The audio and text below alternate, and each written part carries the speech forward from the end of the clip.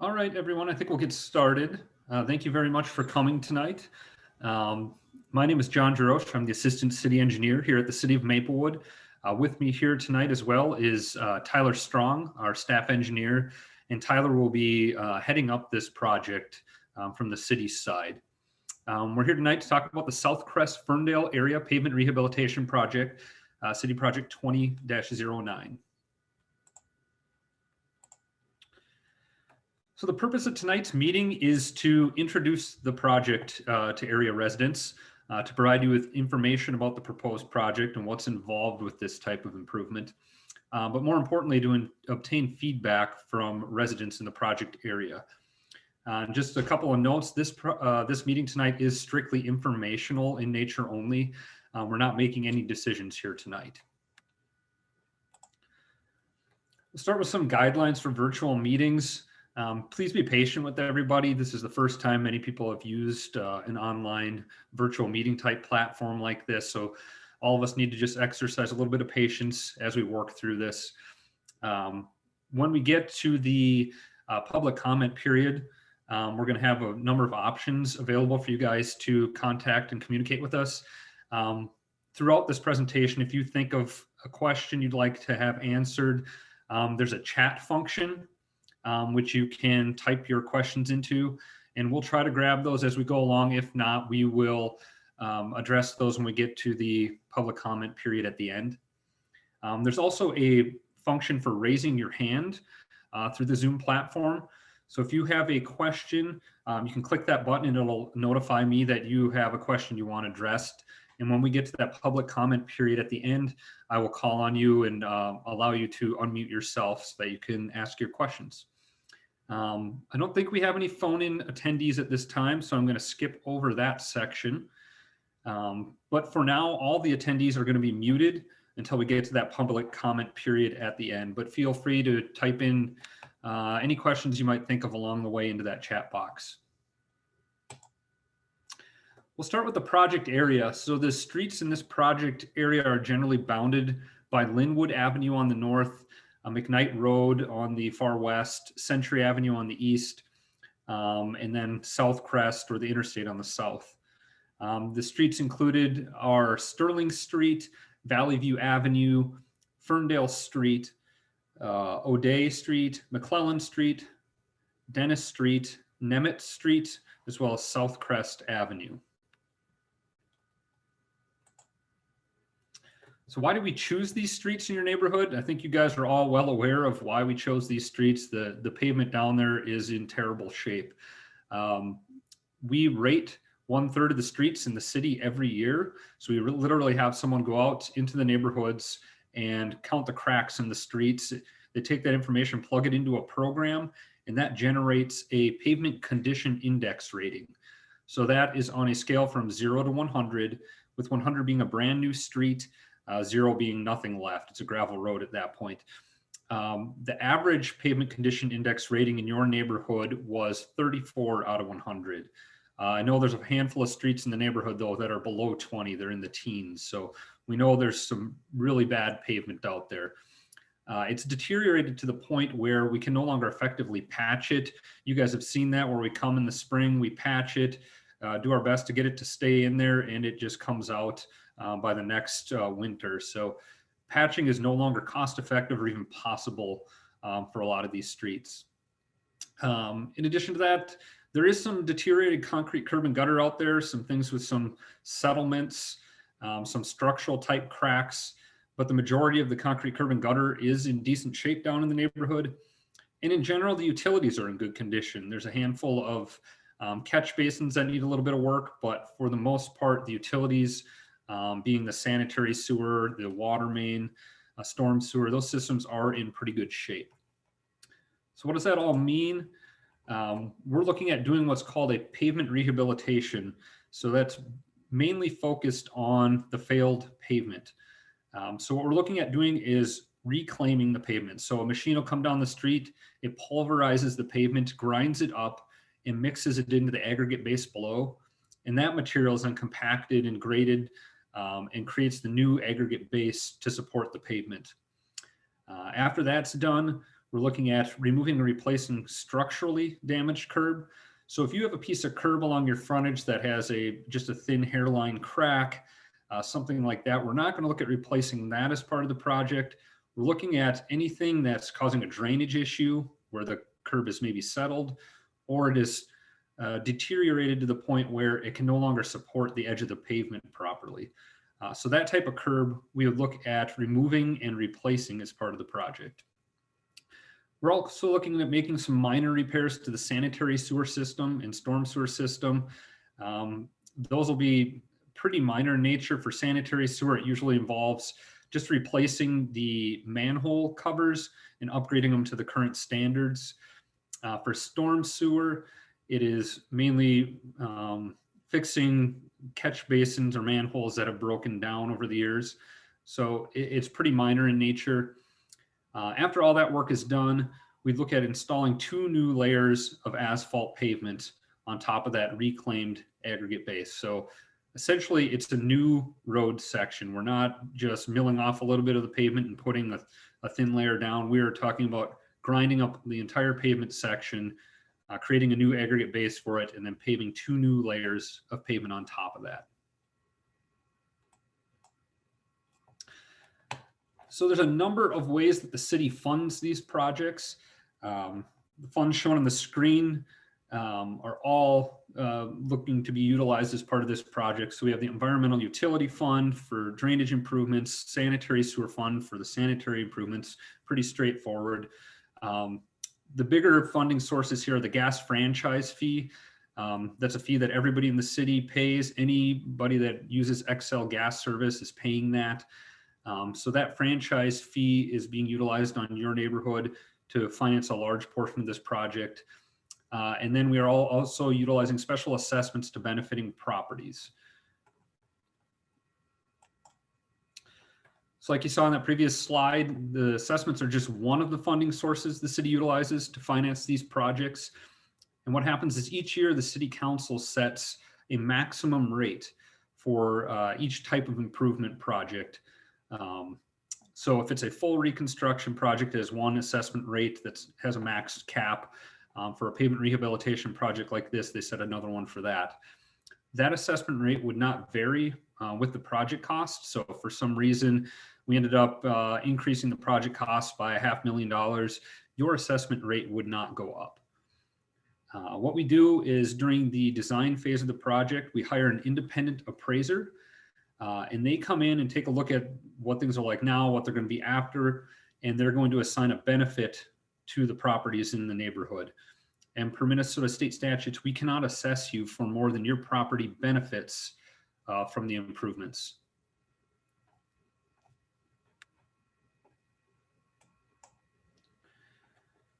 So for 2021, the residential pavement rehabilitation rate, which would apply to most properties in the area. So for one single family property, that maximum unit rate is $3,450. That is, like I said in that previous slide, subject to that special benefits appraisal. So after we get that appraisal report back, your assessment amount would not increase above that $3,450. But if for some reason the appraiser said you need to reduce that, we would obviously pull it down to that amount. I don't believe we have any commercial properties down here. There might be a multi-dwelling, but that assessment rate for those types of properties are strictly subject to that special benefits appraisal. When it comes time to paying for an assessment, there's a number of ways that can happen. Assessments can be paid for a period of 30 days after the assessment hearing, interest-free. And then after that 30-day period, the city does accept payments, but they do include interest that goes back to the date of that assessment hearing. And the city takes in payments up to November of the year, at which time we certify any remaining balances to Ramsey County, and then it gets paid with your property taxes over a 15-year period. We also have, or what we're saying is the no upfront payment option. And that's where if you don't make any payments, you're not required to make any payments on that assessment upfront. If you don't do so, the entire assessment amount would be certified to the county in the fall. and that assessment rate would be paid over a 15-year period, but it does include interest over that 15 years. And in the past 4 to 5 years, that interest rate has been in that 4 to 5% range.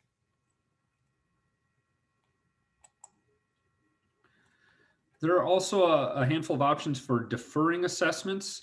So a deferral is available if the payment of your assessment would create a financial hardship, and you are one of the following options that are shown on the screen. If you're 65 years of age or older, if you're retired due to disability, if you're a member of the armed services called into active duty, if you have one of those three things and it would create a financial hardship for you, you can request a deferral to your assessment. And what a deferral does is it essentially delays when that assessment has to be paid. It does not make your assessment go away, but it does delay it for that 15-year period to hopefully buy some time until you can get into a better financial situation.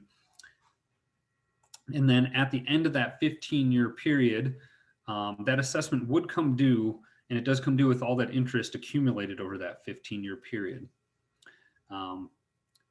There are also some circumstances in which you may no longer qualify for a deferral. So if somewhere along the line, there's the death of the property owner, if the property gets sold or transferred or subdivided, or it loses its homestead status for some reason, that deferral could be terminated.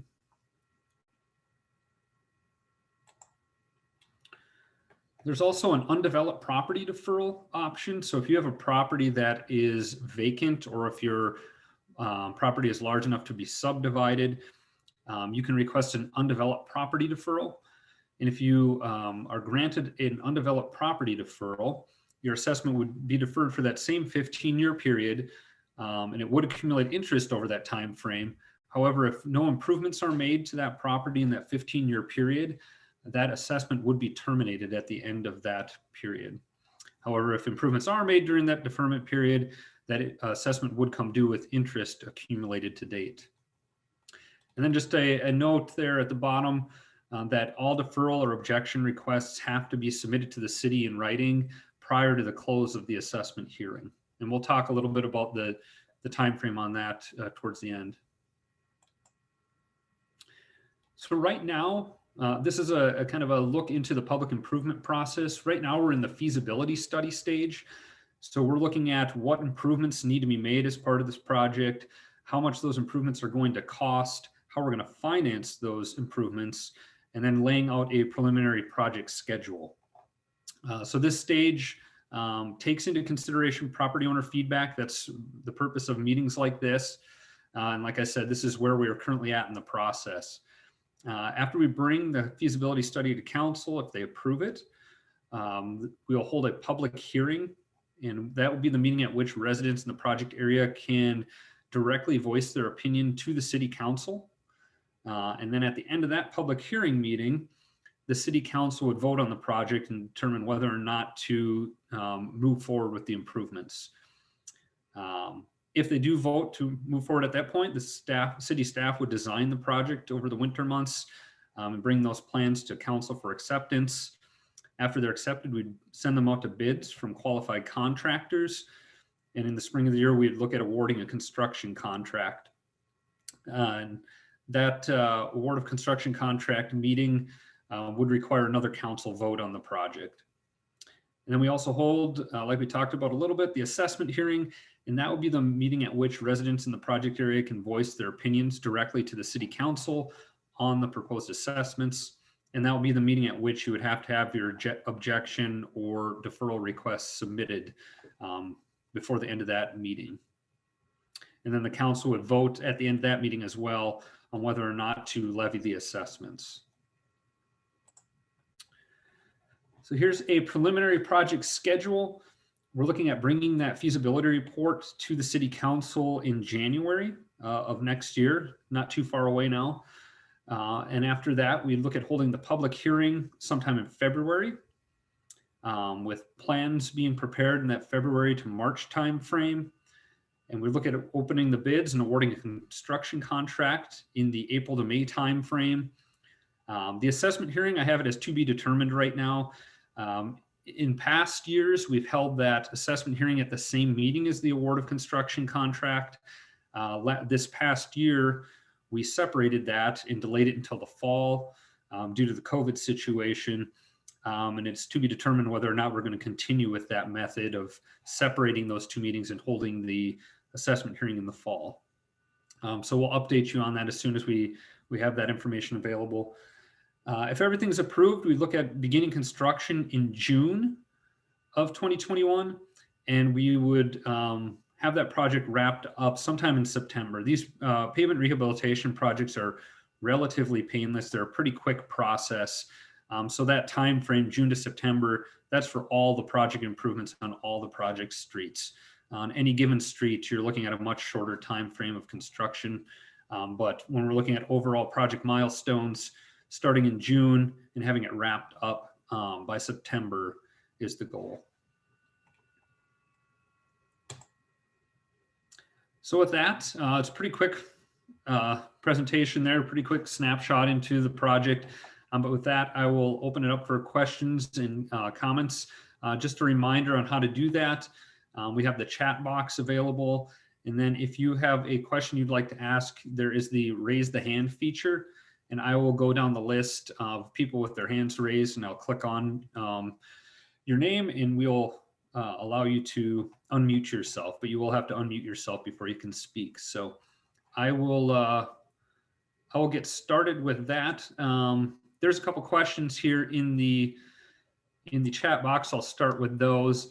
The first question is from, I don't know how to say your name. I'm sorry, Haitham.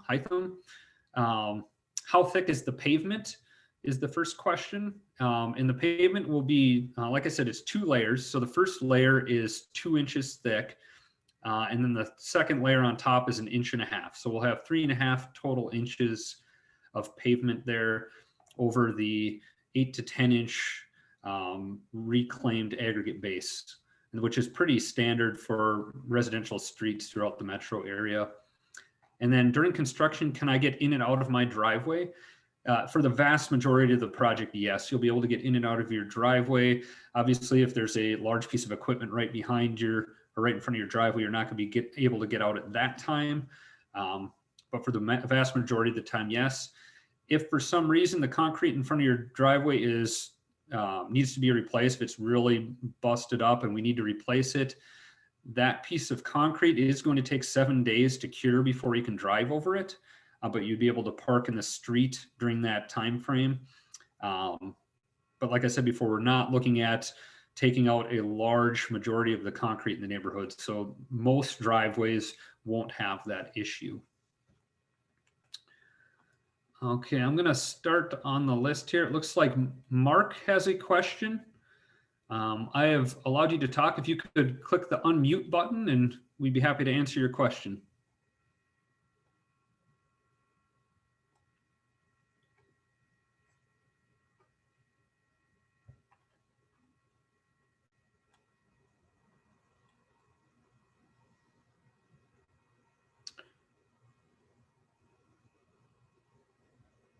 Mark, I don't know if you're trying to talk, but you're still muted. If you could click the unmute button, that should get you going.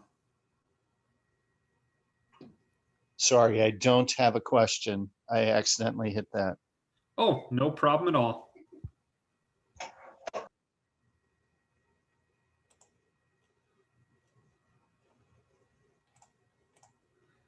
Is there anybody else that has any questions? I don't have anybody else with their hand raised. There we go. Miguel, if you could unmute yourself, I'd be happy to answer your question.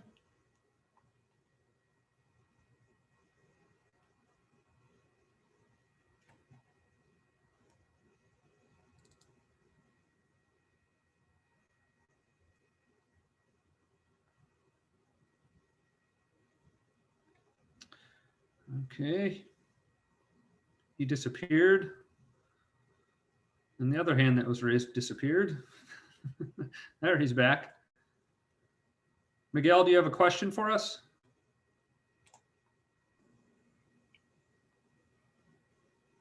You look like you're unmuted now, Miguel.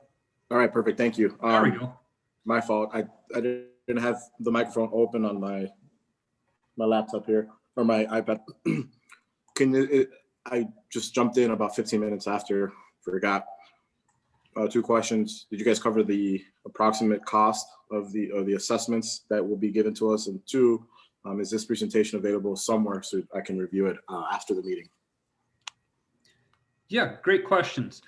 So the estimated cost for one residential property, the unit assessment rate for this project is $3,450. That's the proposed assessment rate, I should say.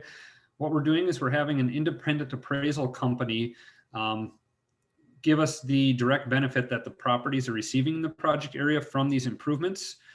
And then we're going to test that against our rate of $3,450. And if we have to lower it based on this appraisal report, we will. If they're higher than that $3,450 rate, we're not going to change from that. So as of right now, that rate is, we're looking at $3,450. I will say that that amount has held true for the past 4 to 5 years for this type of improvement project. And then this presentation is being recorded, and we will put it up on our website. It'll take a day or so to process, but we will get it up on the project website. So maplewoodmn.gov, there is a pull down tab for business and development. And underneath that is all of our infrastructure projects. So you'd look for that Southcrest Ferndale project on there. Sweet, I appreciate it. Yeah, thank you very much. All right, there's a question that came in from Jamie. When was the last time these roads were done, and how long can we expect this to last? I believe these streets were, Tyler, do you have that information for me when these streets were last constructed? I think it was back in the 90s, wasn't it?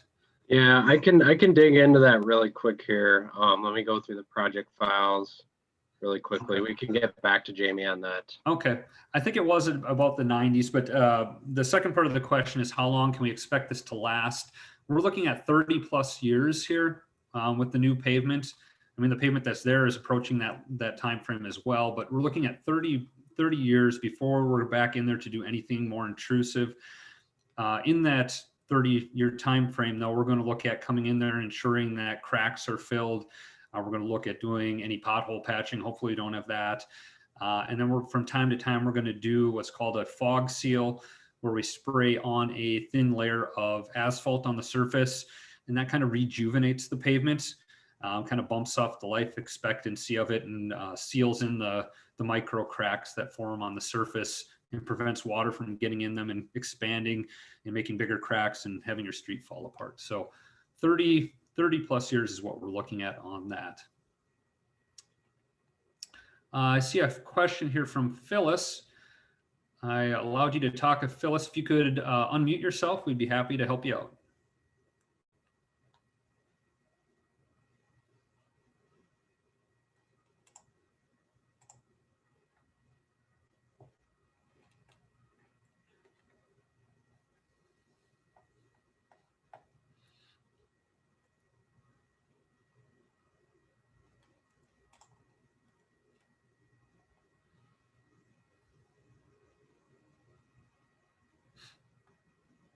I'm still showing you're muted, Phyllis. I don't know if you're talking, but if you could find that unmute button, looks like a little microphone, and click that.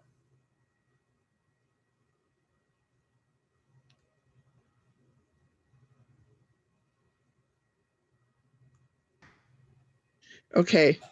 There we go. Okay. I also jumped in a little bit late because I was looking for the link. But I remember we built this house in 1992. And I remember sometime after that, there was some talk about some product that was used in the street was defective or had some issues. Is there any relation to that that's happening now? So there is. So back in the 90s, many cities in the metro area here did chip sealing. That's the process where they spray an asphalt, sticky asphalt material on the surface of the road, and then they pour a really fine gravel on top of it and roll it and crush it into that. That was done a lot in the 90s. And there is a lot of, there has been a few studies done on that.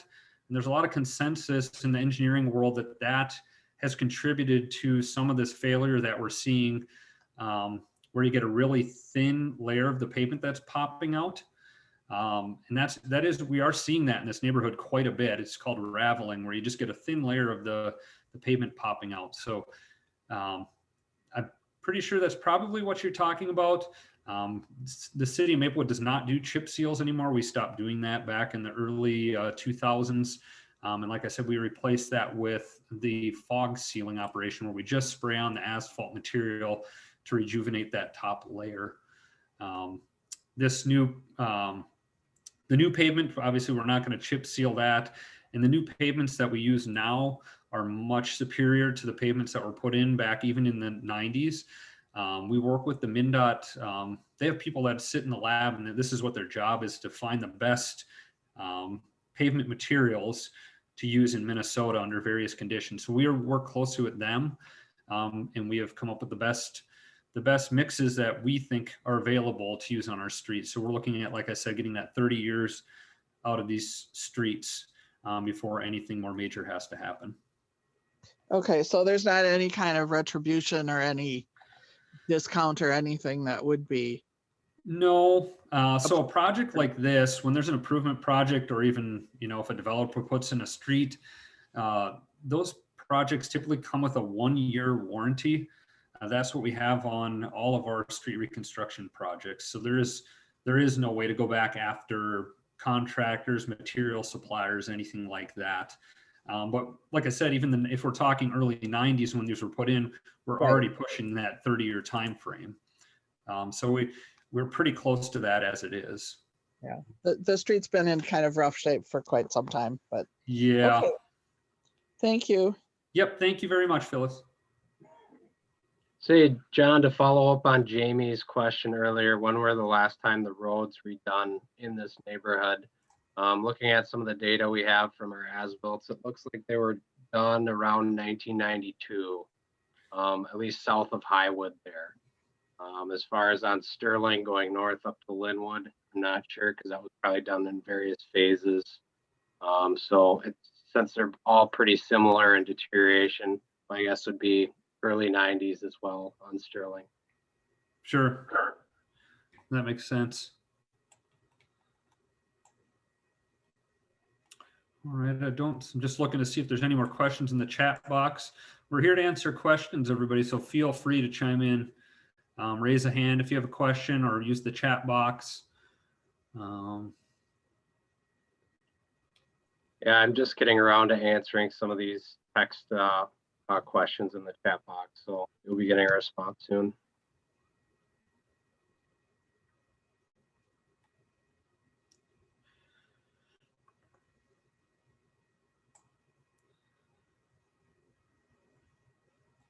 Okay, we got them there.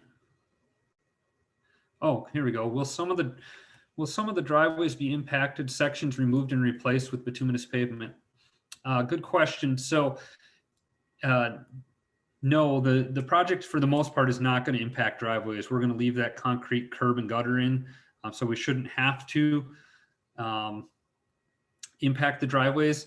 Like I said before, though, if you happen to have a piece of curbing in front of your driveway that is sunk, it's deteriorated to the point where we're going to have to replace it, then yes, we will have to replace a small portion of your driveway. It's usually in that 2 to 5 foot range behind the curb. We look at replacing that along with the concrete curb that was taken out. A lot of times if you have a concrete driveway in there, though, we don't even have to impact the driveway, because we can just pull out that curb section and build the new curb right up against it. But any driveways that are impacted, we would replace with the same kind of material. So if you have an asphalt driveway now, we would replace it with that same asphalt material. If you have a concrete driveway, we would replace it with concrete. Good question.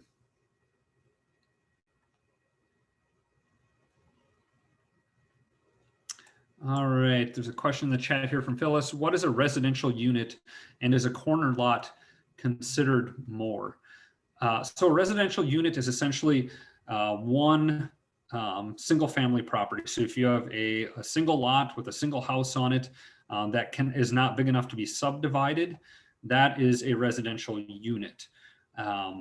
If for some reason you had a property, maybe when you built your house, you bought the lot next door to have more space, we would look at assessing for multiple units for that. So we'd probably assess you for 2 units if that happened to be the case. So the second part of that question, is a corner lot considered more? No, it's not. It gets assessed the same amount unless it's large enough, like I said, to be subdivided, which usually is not the case. So it would be assessed that same 1 residential unit.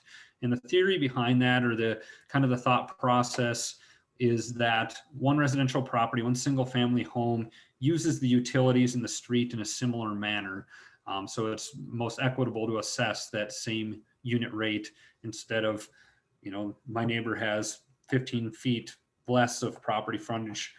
Everybody would have a different assessment rate at that point, and it wouldn't be quite as equitable. So every 1 single family property gets assessed for 1 residential unit.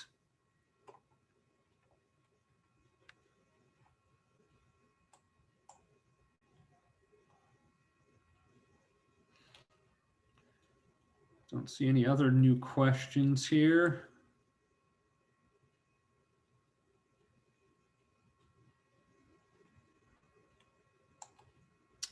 Anybody else? This is your chance to have some questions answered. All right, let's see. Miguel, go ahead. Hey, I was reading the form today before I logged in. It says that the payment's due November. Again, I'm pretty sure you went over this. My fault. It says it's due November 14th, something like that. So after the project begins, that November, or when's it scheduled to be payment due by? Yeah, so what that November 14th date is getting at is on November 15th, that is the date that the city has to certify any remaining assessment balances to Ramsey County. So the city will accept payments up to that November 14th date. And yes, that would be in 2021. That would be the same year we're doing that project. And the city accepts payments starting the day after the assessment hearing. So we have to have the assessments approved and levied by the city council before we can start accepting payments on those. I don't have that date of that assessment hearing for you yet, but as soon as we have that, we will send that information out. Also, leading up to that assessment hearing, you're going to get a packet of information in the mail, and it's going to include an official statement of assessment, and it'll also include all the information on how assessments can be paid, what options you have there. Okay, good. It's good to know. Thank you. All right. Yep.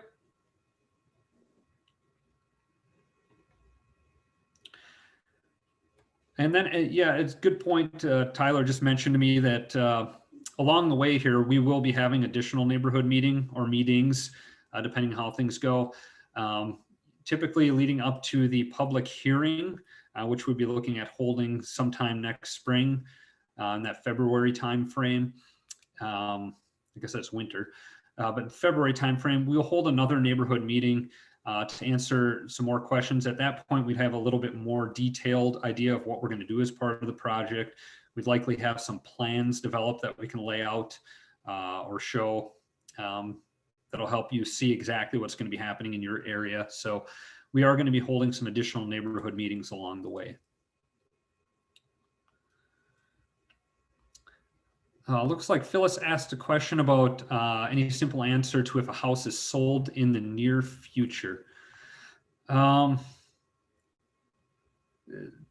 a lot of factors that can play into that. So if your house is being sold in the near future, it's just a courteous thing, I guess, to do, to notify the any potential buyers that there's an improvement project that has been it's being proposed in your neighborhood, and that there's likely assessments that are going to be coming with that. And then, the realtors can do what they're going to do with that kind of information. At this point, there's no, the assessments haven't been levied. They're not pending at this point. I don't think they're pending until after that public hearing. But I have seen in the past a number of times where a house gets sold Nobody told them about an upcoming project, upcoming assessments. And then there's a whole big to-do about, the one realtor will request from the city all the information they have regarding when the information was sent out, notifying people that there's a project coming up and potential assessments. I never hear what happens after that, but I can only assume that something gets worked out in that transaction. So I think the most upfront thing to do there would be to give that information to any potential buyers if you're looking to sell the house. Then, like I said, after that public hearing, the assessment's pending. It's a little more serious that we're going to be assessing. And then obviously after it's levied, it'll be kind of public record at Ramsey County once it gets certified. So I don't know if that's the kind of information you were looking for, Phyllis, but we do get questions all the time on these projects from realtors asking, when was this information available to the previous owner?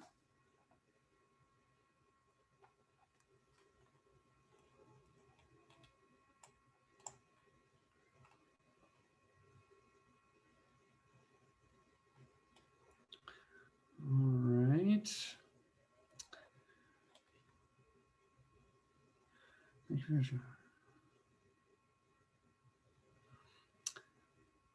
There was a comment here from Hytham to list future meetings on the city calendar if possible on the website. Yeah, that's a great idea. We'll write that down and we'll make sure that happens for future meetings.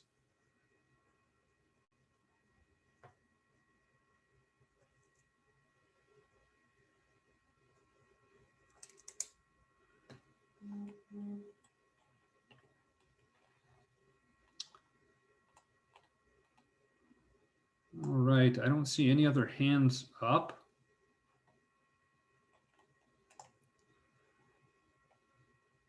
Oh, there's one.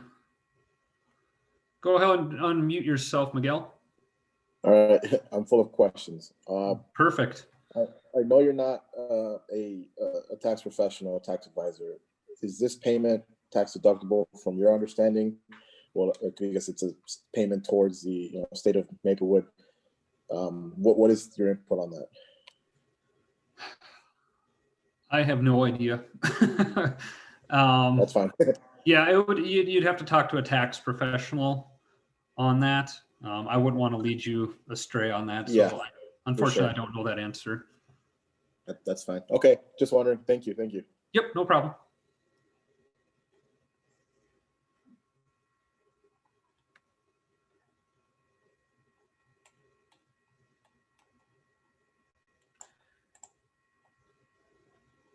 Any other questions out there? Got a small group today, so there's not a ton of questions.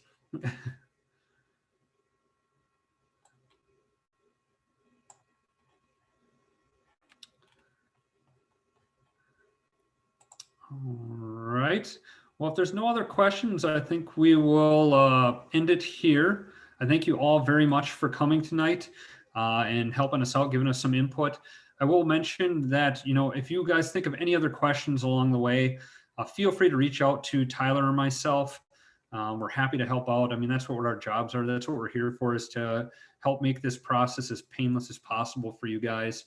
So please do reach out to us. Like I said, we'll hold some additional neighborhood meetings in the future as this project progresses. So thank you for coming tonight. I know you guys have been waiting for this for quite a while. The pavement down there's in terrible shape, and we're really looking forward to, getting down there, fixing this up, and improving the quality of the life for you guys down there. So with that, thank you very much for coming tonight, and you guys have a great night.